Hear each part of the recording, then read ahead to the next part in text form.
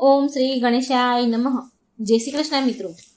આપણે આજે હનુમાનજીના લગ્નની કથા સાંભળીશું. આ સાંભળીને તો તમને આશ્ચર્ય થયું જ હશે કે હનુમાનજીના લગ્ન, કારણ કે આપણે ક્યારેય એવું નથી સાંભળ્યું કે હનુમાનજીના લગ્ન થયેલા છે, એમની પત્ની છે. આપણે તો હંમેશાથી એ જ સાંભળતા આવ્યા છીએ કે હનુમાનજી બ્રહ્મચારી છે. પણ ના મિત્રો, આવું નથી. હજી તમારું જ્ઞાન અધૂરું છે. આજે હું હનુમાનજીના રહસ્યની વાત કરવા જઈ રહી છું. શું તમે જાણો છો કે હનુમાનજીના પણ લગ્ન થયા છે, તેમની પત્ની પણ છે? હનુમાનજીને હંમેશા આપણે બાળ બ્રહ્મચારી એવું જ માનતા આવ્યા છીએ, અને બધા જ મંદિરોમાં આપણે હંમેશા હનુમાનજીની જ મૂર્તિ હોય એવું જ જોયું છે. હનુમાનજી એકલા જ હોય છે, જોવા મળે છે. ભાગ્યે જ કોક જાણતું હશે કે હનુમાનજી પણ વિવાહિત છે. મિત્રો, તમે વિચારશો કે હનુમાનજી તો બાળ બ્રહ્મચારી છે, તેમની પત્ની ક્યાંથી આવી? જો તમે પણ એવું વિચારી રહ્યા છો તો તમારે આ પણ હિન્દુ શાસ્ત્રનું, હિન્દુ ધર્મનું જ્ઞાન મેળવવાનું અધૂરું રહી ગયું છે. હનુમાનજી તેની પત્ની સાથે બિરાજમાન છે એક મંદિરમાં. હનુમાનજી અને તેની પત્નીનું એક સાથે બેઠેલા એવું એક મંદિર પણ છે. ભારતના અમુક હિસ્સાઓમાં, ખાસ કરીને તેલંગાનામાં હનુમાનજીને વિવાહિત માનવામાં આવે છે. આ ક્ષેત્રમાં પ્રચલિત માન્યતા અનુસાર હનુમાનજીની પત્નીનું નામ સુવર્ચલા છે અને તે સૂર્યદેવની પુત્રી છે. અહીં હનુમાનજી અને સુવર્ચલાનું પ્રાચીન મંદિર સ્થિત છે.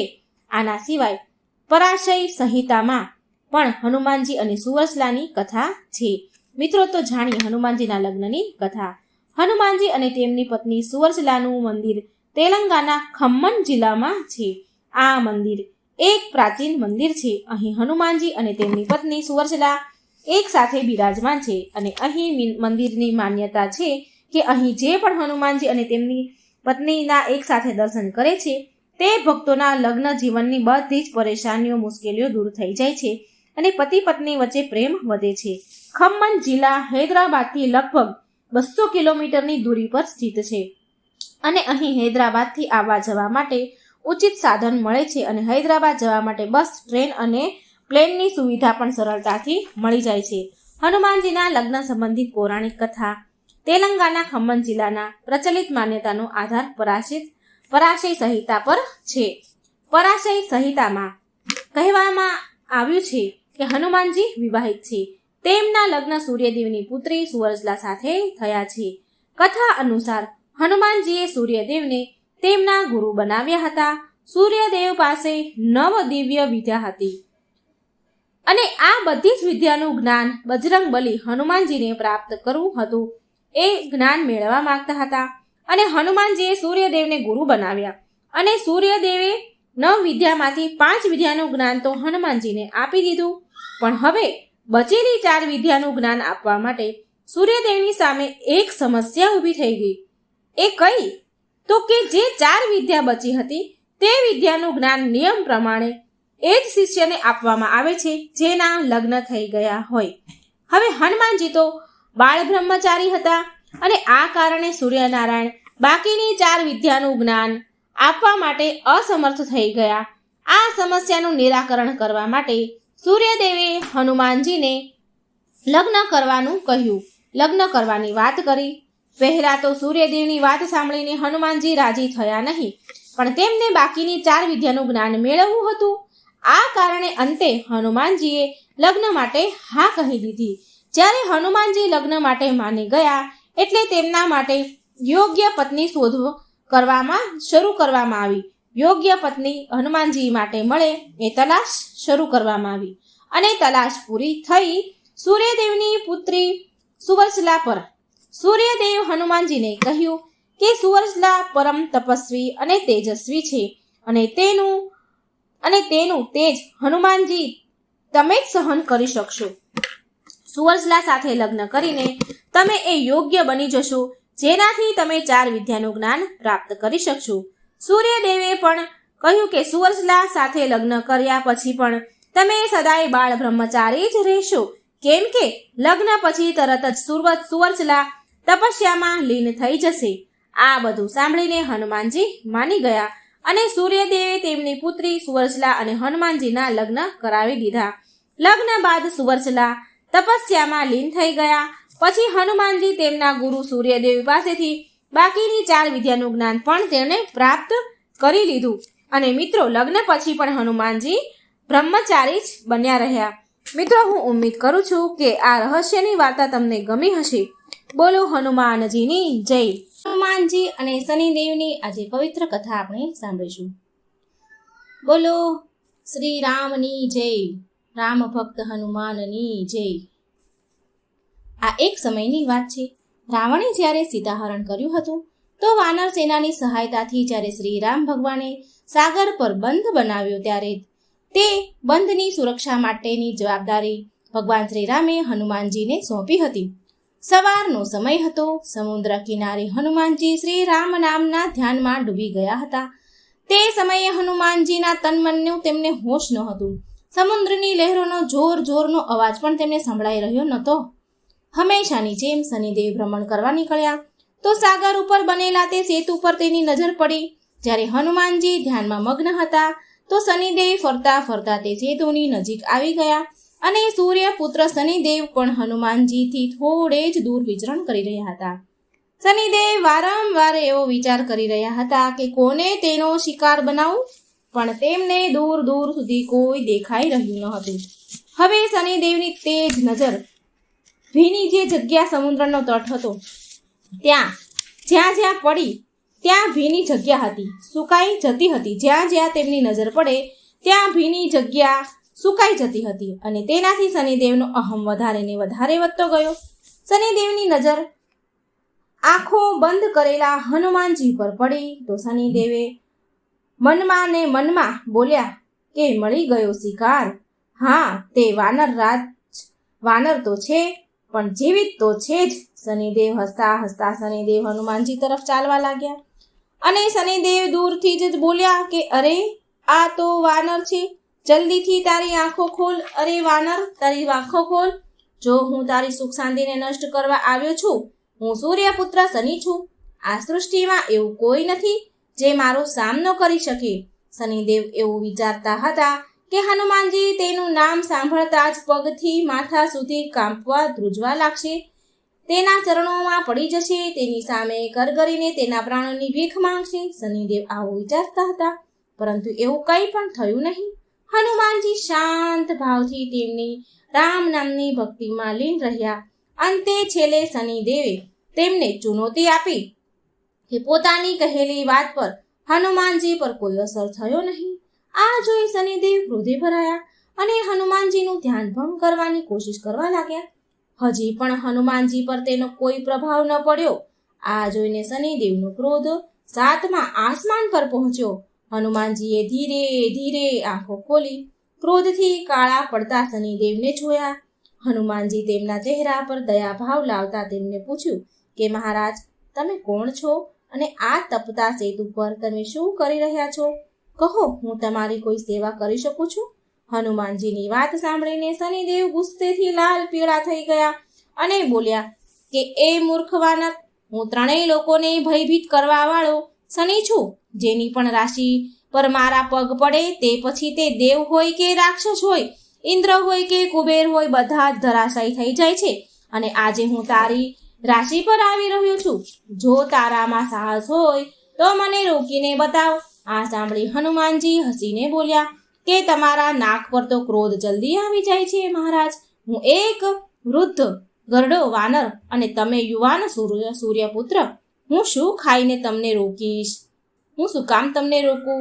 માત્ર પ્રાર્થના જ કરી શકું છું કે વ્યર્થનો ક્રોધ છોડી દો. કોઈ બીજી જગ્યા પર જઈને તમારો પરાક્રમ બતાવો. નમ્રતાથી હનુમાનજી બોલ્યા, શનિદેવ, હું અત્યારે મારા આરાધ્ય શ્રી રામનું ધ્યાન કરી રહ્યો છું. કૃપા કરીને મારી શાંતિ ભંગ ન કરો. તમે મને શાંતિથી શ્રી રામની આરાધના કરવા દો. હનુમાનજીની આવી વાત સાંભળી શનિદેવ વધારે ને વધારે ભડક્યા. શનિદેવ એકદમ આગળ વધીને બોલ્યા કે જ્યારે કીડીનું મોત આવે છે ને તો તેની પાંખો નીકળી આવે છે અને હવે તારા પણ ખરાબ દિવસ નિશ્ચિત છે. આટલું કહીને શનિદેવ આગળ વધીને હનુમાનજીના બાવડા પકડી લીધા અને તેની તરફ ખેંચવા લાગ્યા. હનુમાનજીને લાગ્યું કે તેના બાવડા કોઈ સળગતી અગ્નિમાં મૂકી દીધા હોય. એક જ ઝટકામાં તેણે તેના બાવડા શનિદેવના હાથમાંથી છોડાવી દીધા. શનિદેવ વિકરાળ રૂપ ધારણ કરીને તેને હનુમાનજીનું બીજું બાવડું પકડવાનું વિચાર્યું. તો હનુમાનજીની ધીરજ પૂરી થઈ ગઈ. પછી હનુમાનજી ગરજીને બોલ્યા કે માની ગયો કે તારી દુષ્ટતાનો કોઈ અંત નથી. તારી જોડે તો હવે લડવું જ પડશે. અને પછી બસ હનુમાનજીએ શ્રીરામનું નામ લઈને તેમની પૂંછ આગળ વધારવાની શરૂ કરી દીધી. પૂંછડી આગળ વધારતા જતા અને શનિદેવને પૂંછડીમાં લપેટતા જતા હતા. શક્તિથી અજાણ શનિદેવને તેનો અહેસાસ ન થયો. અને જ્યાં સુધી અહેસાસ થયો ત્યાં સુધીમાં તો હનુમાનજી શનિદેવને તેની પૂંછડીમાં લપેટી ચૂક્યા હતા. શનિદેવ પૂરી શક્તિ લગાડીને હનુમાનજીની પૂંછડીને તોડવાની કોશિશ કરી રહ્યા હતા. અને હનુમાનજી શનિદેવની લાચારી જોઈ જોરથી હસી રહ્યા હતા.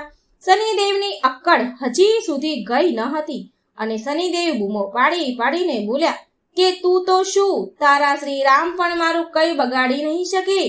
તું જોતો જા હું તારી શું દશા કરું છું. શ્રી રામ વિશે આવા શબ્દ બોલતા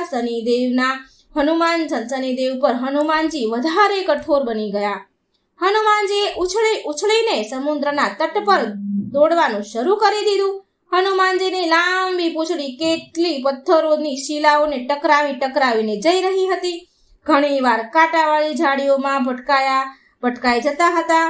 પૂંછડીમાં લપેટાયેલા શનિદેવનો હાલ બેહાલ થઈ ગયો. તેમના કપડાં ફાટી ગયા અને આખા શરીર પર વાગીને બધે ઢીમચા અને લોહી નીકળી ગયું. હવે શનિદેવ પથ્થરો સાથે ભટકાઈને અધ મરેલા જેવા થઈ ગયા. હનુમાનજી સમુદ્રના ચક્કર પર ચક્કર લગાવી રહ્યા છે. હનુમાનજીના તો ક્યાંય ઊભા રહ્યા નહીં અને તેમણે પાછું વળીને શનિદેવ તરફ જોયું પણ નહીં. થોડે વાર પછી હનુમાનજીએ પાછું વળીને જોયું તો શનિદેવ લોહી લુહાણ થઈ ગયા હતા. લોહી લુહાણ થયેલા ઢીલા અવાજમાં સૂર્યદેવને પોકાર્યા. મનમાં કેટલાય દેવી દેવતાઓને સ્મરણ કરવા લાગ્યા શનિદેવ, પણ ક્યાંયથી તેને સહાયતા મળી નહીં. અને મળે પણ કેવી રીતે? શનિદેવે ક્યારેય કોઈનું ભલું કર્યું હોય તો ને કોઈ તેની તરફથી બોલે ને કે મદદ કરે ને. ત્યારે શનિદેવને તેની ભૂલનો પછતાવો થયો કે તેમણે હનુમાનજીને ચુનૌતી આપીને બહુ મોટી ભૂલ કરી દીધી છે. અંતે નરમ અવાજમાં શનિદેવ હનુમાનજીને પોકારતા બોલ્યા કે દયા કરો વાનરરાજ, મને મારા કર્યાનું ફળ મળી ગયું છે. મારા પ્રાણ ન લો. હું વચન આપું છું કે ભવિષ્યમાં હું તમારી છાયાથી પણ દૂર રહીશ. શનિદેવ તેની ભૂલની માફી માંગવા લાગ્યા. હનુમાનજીએ શનિદેવને એકવાર વધારે જોરમાં જમીન પર પછાડ્યા અને બોલ્યા કે માત્ર મારી છાયાથી જ નહીં પણ મારા ભક્તોની છાયાથી પણ દૂર રહેજો. જલ્દીથી હા બોલો, નહીં તો એકવાર હજી પછાડું છું. શનિદેવ ફફડતા બોલ્યા ઠીક છે વાનરરાજ હનુમાનજી, તમારા ભક્તો તો શું, પણ જેના મોઢામાંથી તમારું નામ પણ નીકળશે ને તો હું તેની પાસે પણ નહીં ભટકું. મહેરબાની કરીને મને છોડી દો. શનિદેવની વાત સાંભળીને હનુમાનજીનો ક્રોધ શાંત થઈ ગયો. હનુમાનજીએ શનિદેવ ફરતી વીંટાયેલી પૂંછડી હટાવી લીધી. હનુમાનજીએ તેને છોડી દીધા અને બોલ્યા કે જાઓ, મેં તમને મુક્ત કરી દીધા છે. શનિદેવ લોથપોથ થઈને સમુદ્રના તટ પર નીચે પડી ગયા. પછી તે હનુમાનજીના પગ પકડીને બોલ્યા, તમે મને છોડીને મારા ઉપર મોટી કૃપા કરી છે અને હવે એક કૃપા બીજી કરો. હનુમાનજી બોલ્યા કે કૃપા તો પ્રભુ શ્રી રામ કરશે. અને તો પણ બોલ્યા કે શું જોઈએ?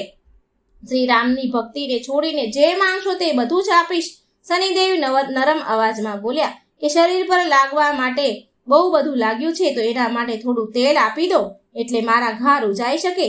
શનિદેવના અંગમાં ભયંકર પીડા થઈ રહી હતી. આ જોઈ હનુમાનજીએ શનિદેવ પર દયા કરી. હનુમાનજીને દયા આવી એટલે હનુમાનજી પાસે તેલ ક્યાં હતું કે તે શનિદેવને આપે. હનુમાનજીએ સામે એક ગામ વસતું હતું. તે વસ્તીમાંથી જ્યાં લોકો રહેતા હતા ત્યાંથી તેલ લઈ આવ્યા અને શનિદેવને આપ્યું અને તેલ આપીને કહ્યું કે લો, આ તેલ લગાવી લો, તમારી પીડા દૂર થશે. આનાથી હનુમાનજીએ શનિદેવને આખા તેલથી પલાળી દીધા અને કહેવાય છે કે તે દિવસથી શનિદેવને તેલ અર્પણ કરવામાં આવે છે. શનિદેવ પર જે તેલ ચડાવે છે તેના પર શનિદેવ પ્રસન્ન થાય છે અને શનિદેવ હનુમાનજીના ભક્તોને આજ લગી હેરાન નથી કરતા. તો મિત્રો, આ સરસ મજાની શનિદેવ અને હનુમાનજીની કથા હતી. મિત્રો, જય શ્રી રામ. રામ નામમાં કેટલી શક્તિ છે એ તમે આ પ્રસંગમાં જોશો. પ્રભુ શ્રી રામ પણ એના નામથી ખુદ એકવાર હેરાન રહી ગયા હતા. એ કેવી રીતે, એ પ્રસંગ શું છે, તો આપણે આજે એ સાંભળીએ. રામ, એકવાર આ નામ લઈને તો જુઓ. આ નામમાં કેટલી શક્તિ છે. આ નામમાં પણ, આ નામ લઈને ભગવાન પણ, આ રામ પણ બહુ ચિંતામાં પડી ગયા. બહુ અદ્ભુત અનેરો પ્રસંગ છે, ધ્યાનથી સાંભળજો. રામ ભગવાનના સમયની આ વાત છે, જ્યારે સીતા હરણ થયું હતું ત્યારે ભગવાન માતા સીતાને શોધમાં નીકળ્યા હતા. ત્યારે ભગવાન રામ તેની સેના લઈને સમુદ્ર તટ પર પહોંચ્યા. ત્યારે ત્યાં રામ સેતુ બનાવવાની જોરશોરમાં તૈયારીઓ ચાલી રહી હતી. સમુદ્ર ઉપર સેતુ બનતો હતો. વાનર સેના સેતુ બનાવવાના કામમાં લાગી. બધા જ પથ્થરો ઉપર લખી રહ્યા હતા, રામ રામ રામ. એક એક પથ્થર ઉપર રામ ભગવાનનું નામ લખી રહ્યા હતા. અને એ રામ નામના લખેલા એક એક પથ્થરને સમુદ્રમાં ફેંકી રહ્યા હતા, તો એ પથ્થર તરવા લાગ્યા. પ્રભુ રામ પણ આ બધું જ જોઈ રહ્યા હતા કે આ બધા જ કેટલી મહેનત કરી રહ્યા છે અને મારું નામ લખીને પથ્થર પર સમુદ્રમાં ફેંકે છે અને એ પથ્થર તરવા લાગે છે. તો પ્રભુ રામે એમ વિચાર્યું કે ચાલ, હું પણ એક પથ્થર પર મારું નામ લખું અને એ પથ્થરને સમુદ્રમાં ફેંકું. અને પ્રભુ રામે આમ વિચાર કરી હાથમાં એક પથ્થર લીધો અને એના ઉપર રામ લખ્યું અને થોડે દૂર ગયા. એ એટલા માટે દૂર ગયા કે આ જોઈને કોઈનો જોઈ ન લે, ભગવાન શ્રી રામને કોઈ આવું કરતા જોઈ ન લે. એટલે જ્યાં સેતુ બનતો હતો, જ્યાં વાનર સેના આ કામ કરી રહી હતી, તો એનાથી થોડે દૂર ભગવાન શ્રી રામ ગયા, જેથી એને કોઈ જોઈ ન લે. અને પ્રભુ શ્રી રામને શંકા હતી કે જો હું આ પથ્થર ફેંકું અને આ પથ્થર ડૂબી જશે તો બધાનો જ વિશ્વાસ તૂટી જશે. માટે બીજી બાજુ થોડે દૂર ત્યાંથી ચાલ્યા ગયા. પરંતુ હનુમાનજીની નજર તો હંમેશા શ્રી રામ પર રહે, કેમ કે શ્રી રામ ભગવાનના લીધે જ તેમના શ્વાસ ચાલી રહ્યા હતા. હનુમાનજીના એક એક ક્ષણ પણ આમ તેમ જોતા નહીં, એક એક ક્ષણ પ્રભુ પર નજર રાખે. તે બસ ભગવાન રામને જ જોતા રહે. તે ક્યારેય શ્રી રામને છોડતા જ નહીં. હનુમાનજીના શ્વાસમાં રામ રામ રામ જ ચાલતું હતું. હનુમાનજી આજે પણ જ્યારે રામનું નામ આપણે લઈએ છીએ તો એ આપણી સાથે જ હોય છે. તો હનુમાનજી જોઈ રહ્યા છે કે રામ ભગવાન શું કરે છે. રામજી ત્યાંથી થોડે દૂર ગયા તો હનુમાનજી છુપાઈને શ્રી રામ પાછળ ગયા. અને ભગવાન શ્રી રામે એ રામ નામ લખેલો પથ્થર પાણીમાં ફેંક્યો અને એ પથ્થર ડૂબી ગયો. હવે એ પથ્થર પાણીમાં ડૂબી ગયો તો શ્રી રામ ભગવાન પ્રભુ બહુ ચિંતામાં પડી ગયા, હેરાન પરેશાન થઈ ગયા અને વિચારવા લાગ્યા, આ વાત તો હું કોઈને નહીં કહું, કારણ કે એ પથ્થર ડૂબી ગયો. જો આ વાત કોઈને કહે તો કોઈનો વિશ્વાસ તૂટે. માટે ભગવાન કહે કે આ વાત તો મનમાં ને મનમાં વિચારે કે હું કોઈને નહીં કહું. જો આ ઘટના કોઈ જોઈ લે તો બધાનો જ વિશ્વાસ તૂટી જાત. પણ આ પથ્થર મારા હાથેથી કેમ ડૂબી ગયો? આવું મનોમંથન ભગવાનના મનમાં ચાલી રહ્યું હતું. અને ભગવાન શ્રી રામને ચિંતામાં જોઈને હનુમાનજી તેમની સામે આવ્યા. ભગવાનને ચિંતામાં જોઈને હનુમાનજીથી રહેવાયું નહીં. અને હનુમાનજી પહોંચ્યા રામ ભગવાન પાસે અને બોલ્યા, પ્રભુ, મેં તમને જોઈ લીધા છે પાણીમાં પથ્થર ફેંકતા. હનુમાનજીને જોઈને ભગવાન શ્રી રામને ચિંતા થવા લાગી, ચિંતામાં પડી ગયા. એટલે હનુમાનજી બોલ્યા, પ્રભુ, ચિંતા કરવાની કોઈ જરૂરત નથી. પ્રભુ, માત્ર તમારું નામ લેવાથી, રામ નામ લેવાથી ભવસાગર પાર થઈ જવાય છે. પણ તમે એ પથ્થરને છોડી દીધો પ્રભુ. જે તમને પકડી લે છે એ ભવસાગર તરી જાય છે. તેના બધા જ કામ પૂરા થાય છે. અને જેને તમે જેને છોડી દેશો તો પછી એની શું હાલત થશે પ્રભુ? તે તો ડૂબી જ જશે ને. એ પથ્થર એટલા માટે ડૂબી ગયો કે પ્રભુ એ પથ્થરને તમે છોડી દીધો. પ્રભુ, તમે જેને છોડી દેશો તે તો ડૂબી જ જશે. માટે એ પથ્થર ડૂબી ગયો. પ્રભુ, તમે જ તો સર્વેશ્વર છો, તમે જ પરમેશ્વર છો, તમે જ બધું જ છો. તમને છોડીને તમારી છાયા વગર કોઈ ક્યાં જશે? આ સાંભળીને પ્રભુ શ્રી રામને જવાબ મળી ગયો એમનો. આ સાંભળી પ્રભુ શ્રી રામે હનુમાનજીને ગળે લગાડી લીધા. ભગવાન શ્રી રામ હનુમાનજીને બહુ પ્રેમ કરતા હતા અને હનુમાનજી રામજીને. અને આજે પણ જ્યાં જ્યાં રામકથા થાય છે ત્યાં હનુમાનજી ત્યાં અવશ્ય હોય છે. જ્યાં રામનું નામ લેવાય છે તો હનુમાનજી પણ ત્યાં હોય છે. આપણે રામજીના જીવનકાળથી બહુ બધું શીખવું જોઈએ. રામ ભગવાન તેના રામ અવતારમાં આપણને જીવન જીવવાનું શીખવી ગયા છે. માટે તેમણે અવતાર લીધો હતો, 14 વર્ષનો વનવાસ ભોગવ્યો, તેમના પિતાના વચનને નિભાવ્યું. તમે વિચાર કરો જરા કે વનવાસ જઈ રહ્યા હતા ત્યારે તેમને ખબર મળી કે તેમના પિતા રાજાજીનું મૃત્યુ થયું છે, તે સ્વર્ગ સિધાવ્યા છે. તો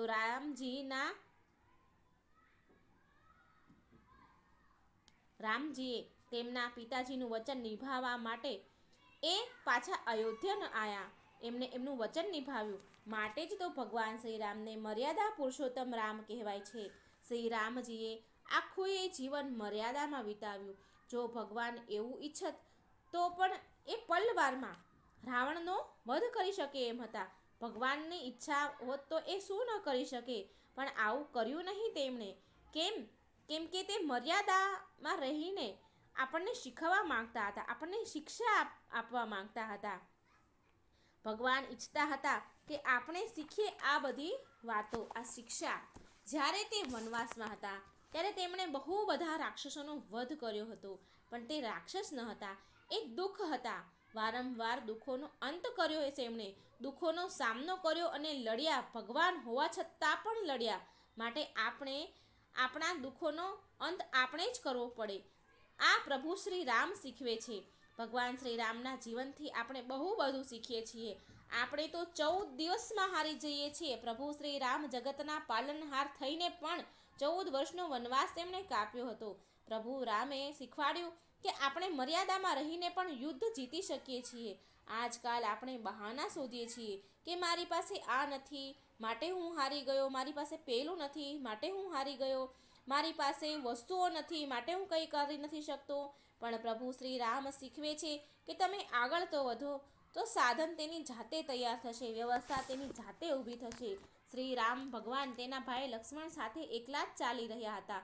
એ સમયે જ્યારે સીતાજીની શોધમાં હતા, માતા સીતાની શોધ કરી રહ્યા હતા, ત્યારે રસ્તામાં માતા સબરી મળ્યા, તેમણે માર્ગ બતાવ્યો. પછી મિત્ર સુગ્રીવ મળ્યા, હનુમાનજી મળ્યા. રામ ભગવાન તો વનવાસી હતા, છતાં પણ આટલી મોટી વાનર સેના તૈયાર થઈ ગઈ. અને એટલા માટે દુઃખ બધા સહન કર્યા, દુઃખોનો એમણે વધ કર્યો. એટલા માટે પાપીનો તેણે વધ કર્યો, એટલા માટે તેને રાજાનો અહંકારનો વધ કર્યો. એટલા મોટા પાપીને માર્યો ભગવાને. સૌથી મોટો જ્ઞાની હતો રાવણ, તો એટલા મોટા જ્ઞાની વિદ્વાન રાવણને માર્યો. ભગવાન રામ એ જ શીખવે છે કે કંઈ પણ અસંભવ નથી. માત્ર એકવાર મનને મક્કમ બનાવવું, મજબૂત બનાવવું, બધું જ થાય છે. રાવણ બહુ જ્ઞાની હતો, વિદ્વાન હતો. તેના જેવો જ્ઞાની અને વિદ્વાન ભક્ત કોઈ જ ન હતો, પણ તેની અંદર અહંકાર હતો.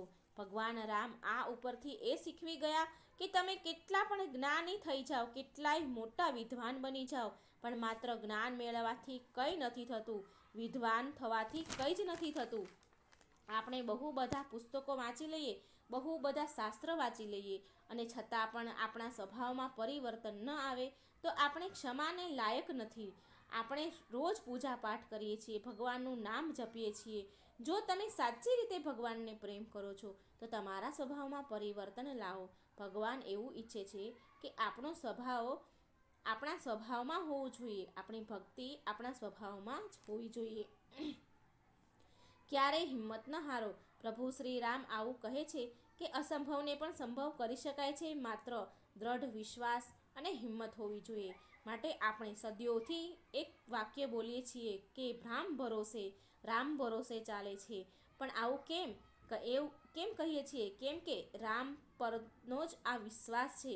ભગવાન રામ જ એક વિશ્વાસ છે, એટલે આપણે વિશ્વાસને મજબૂત રાખવો જોઈએ. તો મિત્રો, શ્રી રામજીએ આપ્યો હનુમાનજીને મૃત્યુદંડ. આ એક સત્ય કથા છે, સત્ય ઘટના છે. તો આ કથાને પૂરા ધ્યાનથી, મનથી સાંભળજો. ભગવાન શ્રી રામનો મહિમા કેટલો છે, તો આ વાર્તામાં એ તમને સમજવા મળશે. જય શ્રી રામ, જય શ્રી હનુમાન.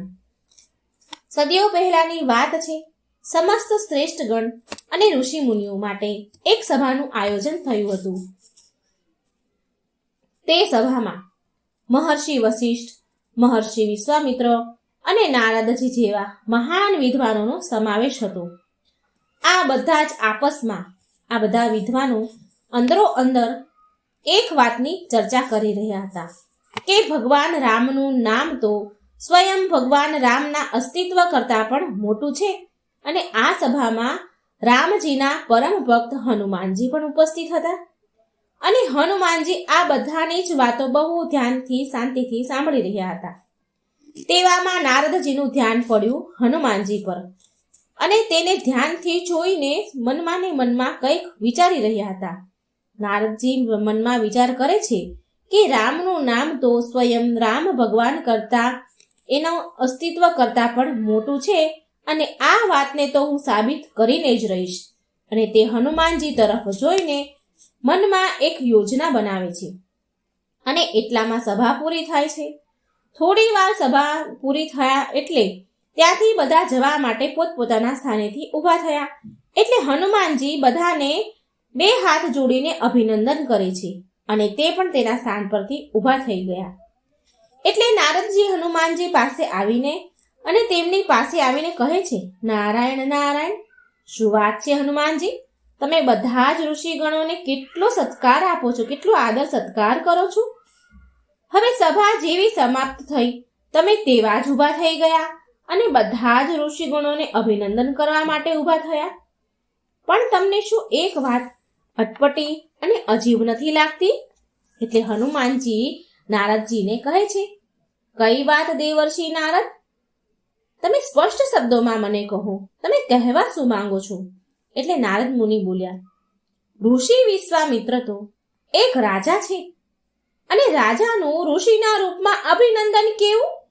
એમને અભિનંદન કેમ કરવાના? મને તો આ વાત ઠીક નથી લાગતી હનુમાનજી. એટલે હનુમાનજી મનમાં ને મનમાં નારદજીની વાત બહુ સારી રીતે સમજી ગયા કે તે શું કહેવા માંગે છે. એટલે જ્યારે બધા ઋષિગણો તે સભામાંથી ઊભા થઈને બહાર જવા માટે રવાના થયા, તો હનુમાનજીએ બધાને જ હાથ જોડીને અભિનંદન કરે છે. પણ જ્યારે ઋષિ વિશ્વામિત્ર તેમની પાસેથી નીકળ્યા, તો હનુમાનજીએ વિશ્વામિત્રજીને અભિનંદન ન કર્યા. અને વિશ્વામિત્રએ આ જોયું કે હનુમાનજીએ બધા ઋષિગણોને અભિનંદન કર્યા, પણ તેના જવાબ પર તે જ્યાંથી નીકળ્યા, તો એની પાસેથી નીકળવા છતાં પણ તેને અભિનંદન ન કર્યા. સભાની બહાર આવ્યા તો તેમને અભિનંદન ન પાઠવ્યા. એટલે વિશ્વામિત્રજીને એનું અપમાન લાગ્યું કે આ તો મારું અપમાન છે. તેમને થયું કે હનુમાનજીએ મારું અપમાન કર્યું, તો તેમને હનુમાનજી પર બહુ જ ક્રોધ આવ્યો, બહુ ગુસ્સો આવ્યો. અને વિશ્વામિત્રજી બૂમો પાડતા પાડતા ભગવાન શ્રી રામ પાસે ગયા. કારણ કે વિશ્વામિત્ર ભગવાન શ્રી રામના ગુરુ હતા. તેમની સાથે આ વાતની ચર્ચા કરવા ગયા જે હનુમાનજીએ કર્યું. વિશ્વામિત્રજી રામ ભગવાનને કહે છે કે હનુમાને જ્યારે સભા પૂરી થઈ ત્યારે સમસ્ત ઋષિગણોની સભામાંથી પ્રસ્થાન થવા નીકળ્યા, તો તેમણે બધા ઋષિ મુનિઓને અભિનંદન કર્યા.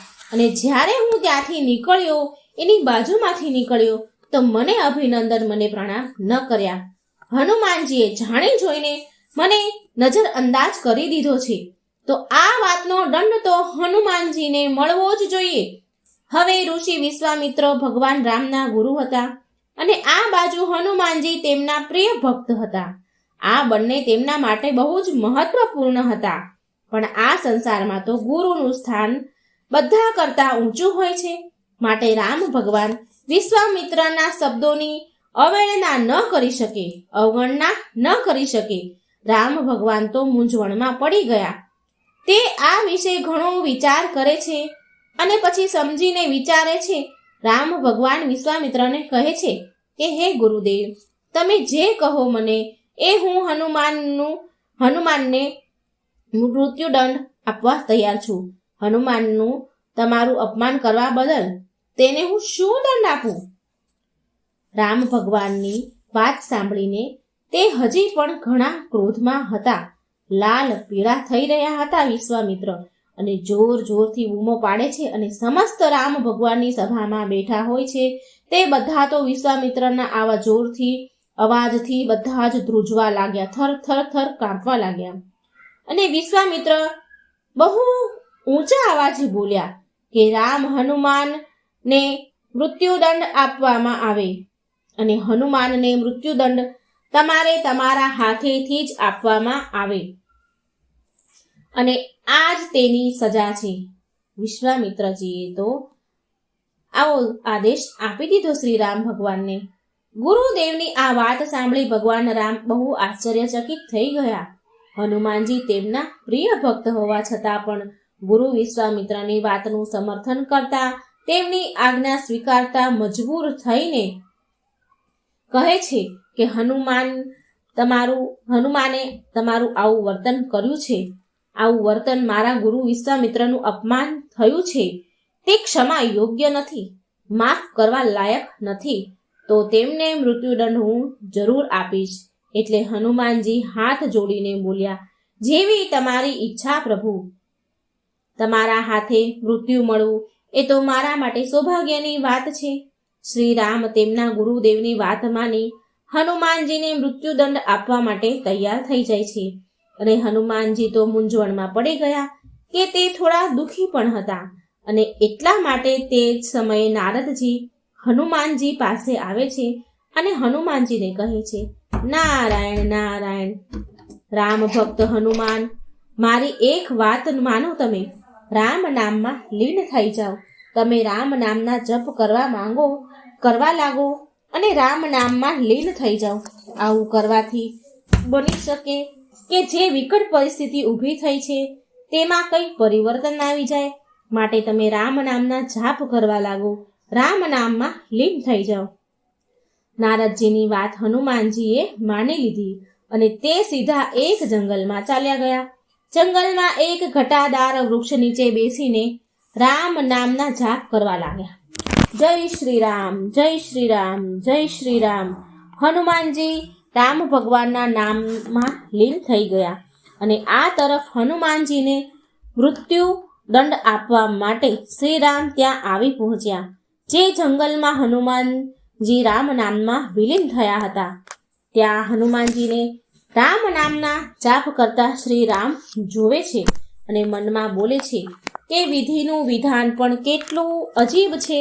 જે અપાર સ્નેહ અને પ્રેમનો ભાગીદાર છે, અપાર સ્નેહ આપવા માટેનો હકદાર છે, આજ એને જ હું મૃત્યુદંડ આપવા માટે મજબૂર છું. શ્રી રામ ભગવાન આવું વિચારે છે. ભગવાન વિચારોમાં ખોવાયેલા હોય છે, પણ તેટલામાં જ તેમને ગુરુ વિશ્વામિત્રનું અપમાન થયેલું યાદ આવે છે. જેવી તેમાં ગુરુની વાત યાદ આવી, જેવી શ્રી રામજીને એ વાત યાદ આવે છે તો ક્રોધમાં આવી ગયા અને તેમણે બાણ નીકાળ્યું અને તે બાણ હનુમાનજી તરફ છોડી દીધું. પણ અહીં ચમત્કાર થઈ ગયો. અહીં તો ચમત્કાર થયો. ભગવાન શ્રી રામનું બાણ હનુમાનજીને અડતું પણ નથી. તે બાણની તેમના ઉપર કોઈ અસર ન થઈ. બાણ દૂરથી જ નીચે પડી ગયું. આમ શ્રી રામજીએ ઘણા બધા બાણ હનુમાનજી પર છોડ્યા, પણ એક પણ બાણ હનુમાનજીને અડ્યું પણ નહીં. તે હનુમાનજી સુધી પહોંચે ને એ પહેલા જ નીચે પડી જાય. હવે શ્રી રામ ભગવાન વિચારે છે કે આ તો કેવી વિડંબના છે. આ શું કહેવાય? મારા બધા જ બાણ નિષ્ફળ કેમ જાય છે? શ્રી રામ ઊભા આવું મનોમંથન કરી રહ્યા હતા. આ તરફ હનુમાનજી રામ નામના જાપ કરે છે. જય શ્રી રામ, જય શ્રી રામ, જય શ્રી રામ. એટલે જાપ કરતા જાય છે. રામ નામમાં વિલીન થઈ ગયા હતા તેમને તો આ વાતની ખબર પણ નહોતી કે ભગવાન શ્રી રામ તેમને મૃત્યુદંડ આપવા માટે બાણ છોડી રહ્યા છે. શ્રી રામ ભગવાન તેમની બધી જ શક્તિનો ઉપયોગ કરી લે છે, પણ હનુમાનજી પર કોઈ પણ પ્રચંડ શક્તિનો અસર પણ નથી થતો. હનુમાનજીનો વાળ પણ વાંકો શ્રી રામ ભગવાન ન કરી શક્યા અને શ્રી રામ ભગવાન તો વધારે ને વધારે ક્રોધે ભરાયા અને બોલ્યા કે આજે કંઈ પણ થઈ જાય, પણ હું તમને અપમાનના બદલામાં મૃત્યુદંડ આપીને જ રહીશ. મારા ગુરુદેવના વચનનું પાલન તો મારે કરવું જ પડશે. આટલું બોલી ભગવાન શ્રીરામ અંતે મજબૂર થઈને બ્રહ્માસ્ત્ર નીકાળે છે અને તેનો પ્રયોગ કરવા જાય છે. શ્રી રામ ભગવાન જેવું બ્રહ્માસ્ત્ર નીકાળે છે તેવામાં તો 3 લોકમાં હાહાકાર મચી ગયો. જમીનમાંથી જ્વાળામુખી ફાટી નીકળી, સાગરમાં તો તોફાન આવ્યા, પર્વતો તૂટીને પડવા લાગ્યા, જંગલમાં આગ લાગી જાય છે. જીવ જંતુ પ્રાણીઓ બધા પોતપોતાનો જીવ બચાવવા અફડાતફડી આમ તેમ ભાગવા લાગ્યા. પરંતુ રામ નામમાં લીન થયેલા હનુમાનજી હજી પણ રામ નામના જાપમાં જ લીન હતા. તેમના પર તો બ્રહ્માસ્ત્રનો પણ કોઈ અસર નથી થતો. રામ નામના જાપથી હનુમાનજીના ફરતે સુરક્ષા કવચ બની ગયું હતું, જેથી એક કવચને અડીને જ બાણ નીચે પડી જતા હતા. હવે નારદજી પ્રલય અને રામ નામની શક્તિ જોઈ અને નારદજી વિશ્વામિત્ર પાસે જાય છે અને તેમને બધી સચ્ચાઈ જે એણે આ યોજના બનાવી હતી એ બધું સાચું કહી સંભળાવે છે. નારદજી કહે છે, હે વિશ્વામિત્ર, હું એ સાબિત કરવા માંગતો હતો કે રામના અસ્તિત્વ કરતાં પણ મોટું છે. આ બધી યોજના મેં કરી હતી. હવે વિશ્વામિત્રને પૂરી સચ્ચાઈ સમજમાં આવી ગઈ અને વિશ્વામિત્ર તરત જ તે સમયે રામ ભગવાન પાસે ગયા અને શ્રી રામને તેમના વચનથી મુક્ત કરે છે. અને નારદજી આ સિદ્ધ કરવામાં સફળ થઈ ગયા કે રામ નામની શક્તિ શ્રી રામ ભગવાનના અસ્તિત્વ કરતાં પણ કેટલીય ગણી અધિક શક્તિશાળી છે. તો મિત્રો, આ સરસ મજાની વાર્તા તમને જરૂર પસંદ આવી હશે. તો મારી વાર્તા અહીં પૂરી થઈ. તમને જો સારી લાગે મારી વાર્તા તો લાઈક કરજો, શેર કરજો, મારી ચેનલને સબસ્ક્રાઈબ કરજો.